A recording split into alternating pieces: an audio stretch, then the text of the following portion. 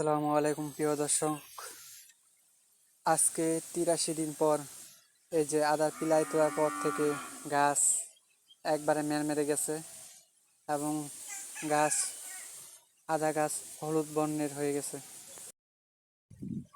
বেশি করে থাইল্যান্ডের আদাগুলোই ক্ষতিগ্রস্ত হয়েছে বেশি। এই যে দেখেন হলুদ বর্ণের হয়ে গেছে, আদার গাছ জিম মেরে গেছে, মানে মরাটে মরাটে হয়ে গেছে।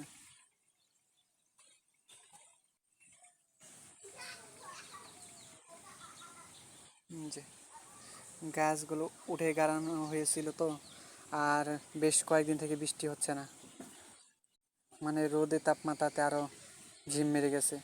আদা পিলাই তোলার পর থেকে এরকম অবস্থা, বৃষ্টি নাই, এই কারণে গাছের কালারগুলো একবারে মরাটে মরাটে হয়ে গেছে।